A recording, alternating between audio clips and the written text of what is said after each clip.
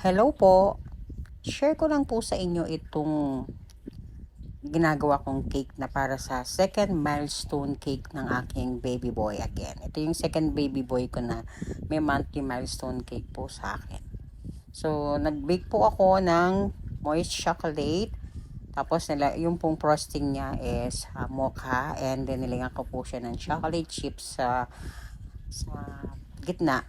Yun, sa piling niya. And then, yung pong pinang gram coat ko sa kanya is mocha din po. Mocha frosting din po siya. Para iba naman, matikman naman po niya yung ibang combination po ng mocha at chocolate moist, which is masarap din po siya, bagay po sila. Minsan po naglalagay din tayong yema. Depende po sa ating kliyente, tsaka depende po sa gusto po nila matikman. Pinakita ko po rito mula pagka-crumb coat hanggang sa pag-design ko ng cake na actually pag po ganitong maliliit, mas mahirap po talaga siyang gawin. Mas mahirap pong gawin yung detail niya kasi nga po maliit po siya.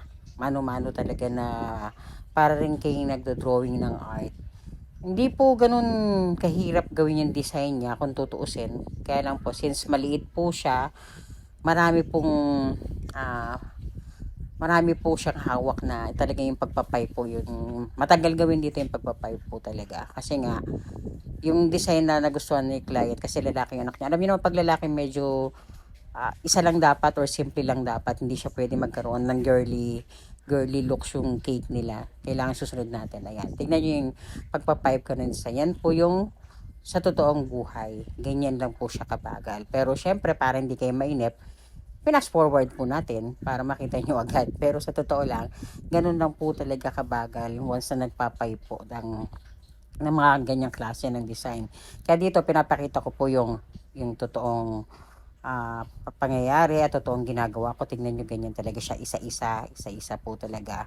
And then ipinapakita ko sa inyo na nagta-timelapse po ako ng video para nga po makita nyo na ganun. Kasi kung pababayaan ko po na mabagal, baka bukas pa po matapos yung ating pag-video.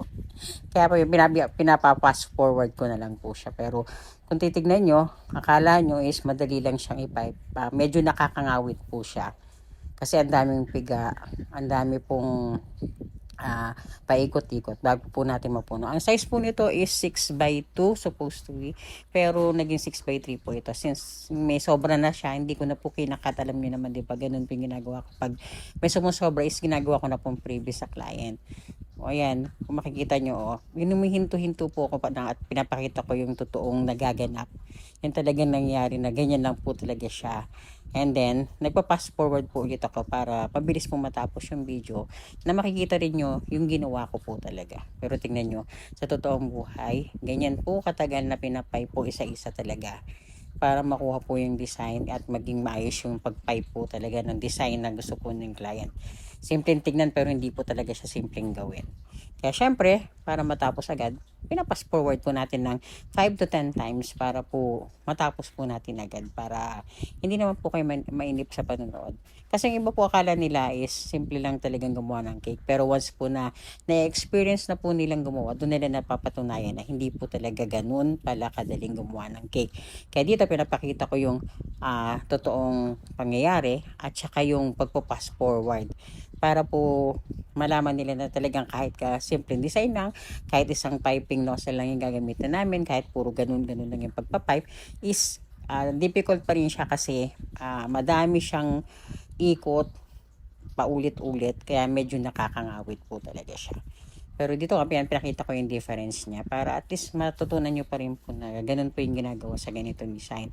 Bali, soft icing po to na meron siyang fondant detail. So, ginawa po natin is panda. Panda po ito. Yung nauna niya pong milestone cake is koala. Tapos ngayon po is panda. Ayan.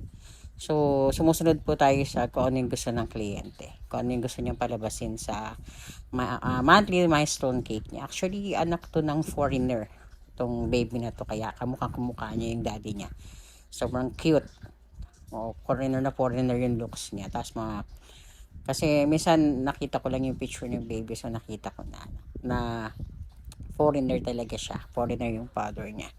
Ayan, kung nakikita nyo, dahan-dahan nilalagay yung fondant detail. Tapos ina-adjust ko kasi parang feeling ko hindi tama.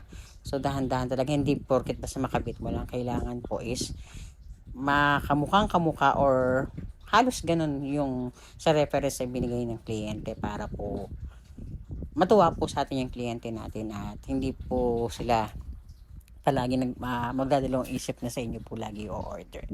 Nakita na po to ni client at sabi naman niya is may maganda po siya as usual yun. Kaya maraming salamat po sa pagtitiwala.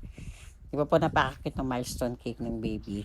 Akala nyo lang akala nyo yung malalaki lang ang nagki-cake talaga. Pero ito tingnan nyo yung milestone niya is so cute.